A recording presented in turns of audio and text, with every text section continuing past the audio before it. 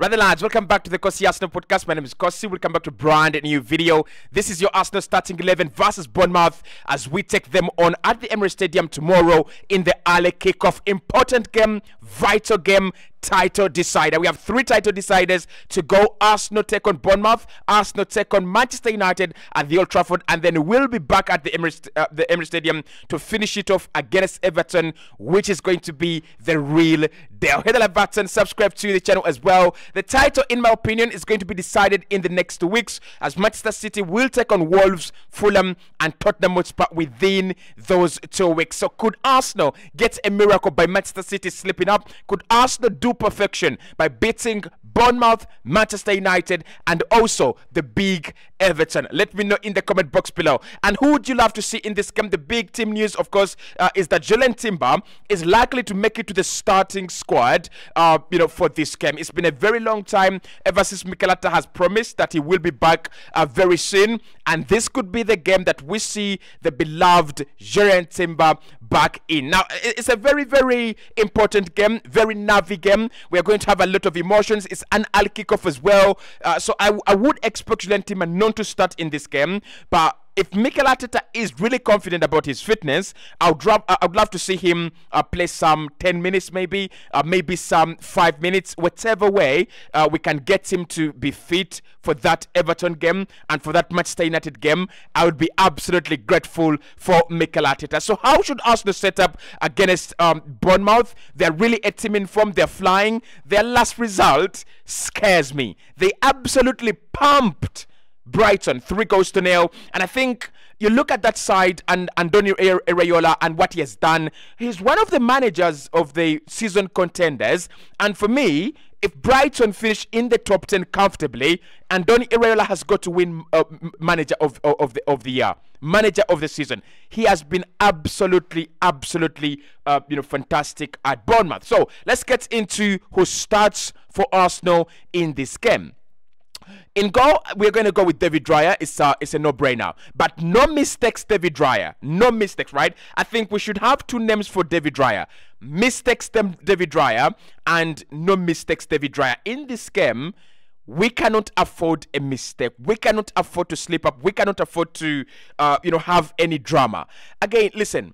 He's a decent goalkeeper. I don't want to, treat him as if he's not decent. He's a very, very good goalkeeper. But what he did against Tottenham, that put us in trouble. That put our title race in harm's way. So in this game, you can't afford any mistakes, because Bournemouth are one of the teams that, by the way, create good chances and quick chances, and they've got what Tottenham don't have. They've got a Dominic Solanke. They've got a number 9, decent number 9. Actually, I've got to say, Bournemouth have what Arsenal and Tottenham don't have. We don't have decent number 9s. So Dominic Solanke is always going to be there to pounce on your mistakes. The balls in the penalty area, especially the aerial balls, they've got a striker that can actually deal with them. Right? They've got a striker that is very good in the air. They've got a striker that is very good at his job. Don't make any mistakes, David Raya. This is a game where you go and a goal behind, and all of a sudden, everything looks very, very bad. And also, we've got to say it. I mean, at the moment, Bournemouth are really good at scoring the first goal. They've been really good, at taking the lead, and that could be an advantage or even a disadvantage for Arsenal. The advantage for us is that if we can get to lead the game, then we would love to see how good they are in terms of bouncing back and how resilient they are. It could be good for us as well that if they take the lead and maybe they kind of switch off a little bit, we could hurt them in one way or the other. But this is a game where I think Arsenal will not keep a clean sheet, but I still fancy my team to go out there against Bournemouth and win the game. Now, the back four, I don't think we're going to see many changes at right back. I think Ben White will be, playing unless he picks up a late night injury. Ben White will be playing at right back. He's been very, very fantastic for us. At centre back, I still think William Saliba and Gabriel will be doing the job. And I think this game proposes a different kind of, job for, Gabriel Magalhaes and William Saliba. They have to face another number 9. They have to face another quality, striker in the league, one of the most informed strikers in the league. And I'm not trying to say that Dominic Solanke is going to, pose big problems to the best centre-back partnership in the Premier League and possibly in Europe. What I'm trying to say is that we have seen this Arsenal team when they are faced with quality. At times, we crumble. At times we crumble under the pressure. At times we crumble under quality. We saw it against Bayern. We saw it against Aston Villa. So because they have Senesi, because they have Dango Utara, because they have Solanke, that shouldn't mean we shouldn't keep a clean sheet, right? We should try to keep a clean sheet. I don't think we will keep a clean sheet. I think this is a game that's going to have high-level performances, but these two should be able to deal with Dominic Solanke and any threat Bournemouth will be throwing our way. Now, at left back, that is where the first hurdle and problem of the day comes in. We have Zinchenko, we have Tomiyasu, and Kivio, and Julian Timber. I think with Timber, this might be a little bit too early for him, and I would be disappointed if Mikel Arteta started Julian Timber in this game. Like, it's going to have a lot of running. It's going to have a lot of, tracking back. It's going to have a lot of spaces, to close down. I don't think Andoni Iraola's side is to be disrespected by playing a guy who has been out for some time. But also, this is going to be unpopular. Right, this is going to be very, very unpopular. I'm sorry. I'm going to play Alexander Zinchenko in this game. I said it yesterday when we were talking about the keep or sell. And I said for me, these are the kind of games where Alexander Zinchenko thrives. These are the kind of games he thrives on.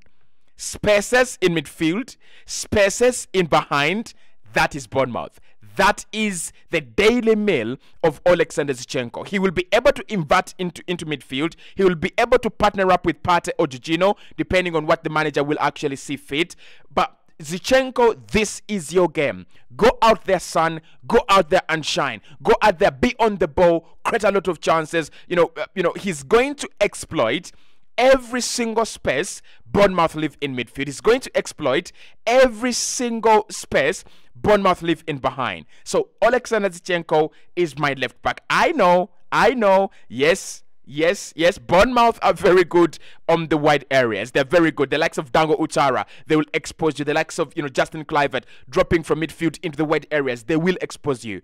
But I'm going to be stubborn and I'm going to say Alexander Zinchenko starts in this game. Right? He starts in this game.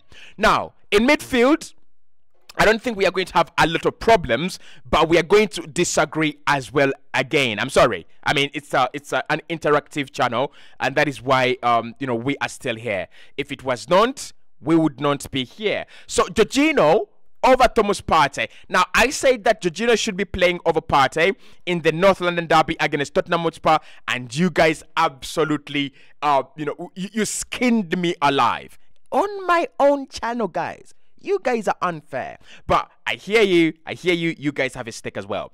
That's why you hit the like button. But this is why Jorginho is important in this game. I'm sorry. I think Bournemouth are not a physical side. And Andoni Iraola's principles do not dictate that that you go in midfield bullying midfielders and bullying bullying your opponent. They actually love to progress the ball quickly. They love to progress the ball into space, and they will create that space. Why I think Jorginho is important in this game is total midfield dominance. Now, in this game, and that's why I played Alexander Zinchenko, you want clever players on the ball, but you also want players who are comfortable in possession. You have players, you want players that are happy to take care of possession. You have players that are happy to take care of the ball. Players that are happy to be on the ball. And that is why I think Jorginho and Zinchenko should be playing in this game ahead of Thomas Partey. What have I done?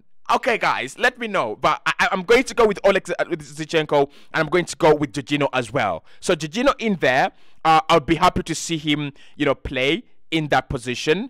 I would happy for him if he played alongside, right? Let's say, I'd be happy if he played alongside Rice. I think Rice is a no-brainer. He's been player of the season for me, signing of the season, signing of I don't know. Declan Rice has just been fantastic for Arsenal this campaign. And I know he has had games where we complain, oh, he didn't play well. Oh, he didn't play well. But those are few and far between. So if you ask me, when did Declan Rice not play well? West Ham in the Carabao Cup, West Ham at the Emirates Stadium. Those are 2 games. Then Fulham, the second leg, right? Maybe Fulham home and away as well. Those are 4 games. Then maybe Aston Villa, in a game, in an Aston Villa game, where that is not, by the way, West Ham or Aston Villa away, Aston Villa at the Emirates Stadium. In a game where he was left exposed by Mikel Arteta by adamantly refusing to play Jorginho or Thomas Partey in either of the games, right? So Declan Rice, again, his role in this game is going to be peculiar, but it's going to be interesting.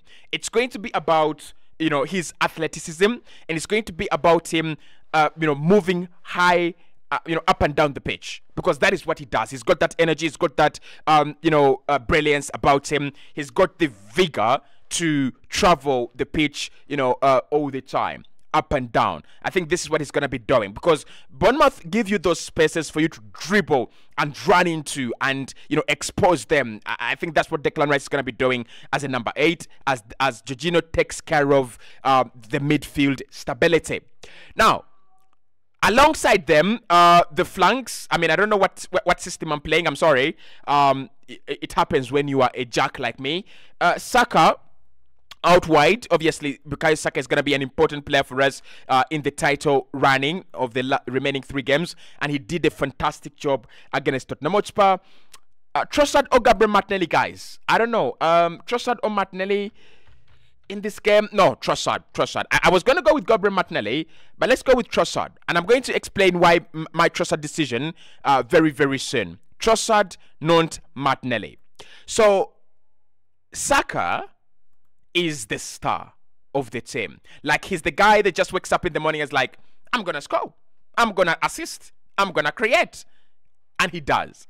This season, Saka has involved himself in more than 30 goal contributions for Arsenal. And the only words I have for Bukayo Saka this season is, thank you, mate. Thank you. With Leandro Trossard, where I've taken him over Gabriel Martinelli is confidence.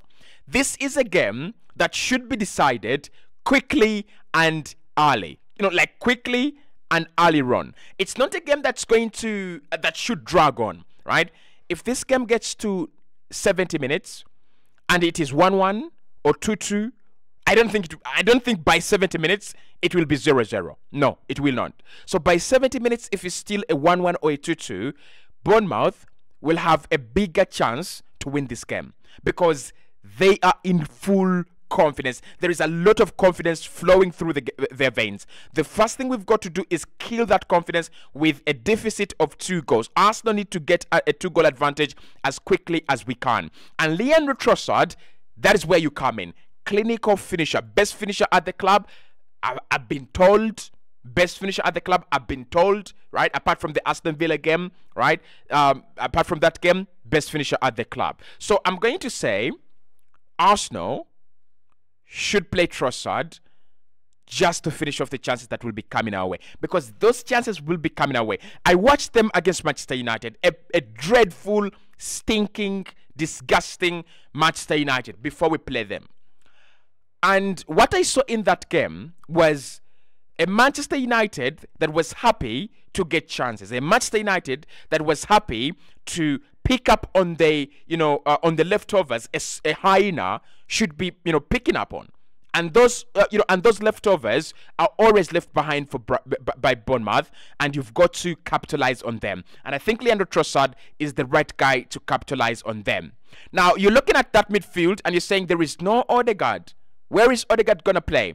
You know that we press in a 4-4-2, so I've just decided to play the way Arsenal press in a 4-4-2. So do not worry about anything like that. So up top, obviously, I'm not trying to say that Odegaard should be playing up as a striker, but if you know how Arsenal set up, you know that we like to press, right? We like to press in in a 4-4-2. So Odegaard always leading the press with Kai Havertz, and that has been the way always, right? So let's look for Kai Havertz right up here. Now, Gabriel Jesus, why have I not played him in this game?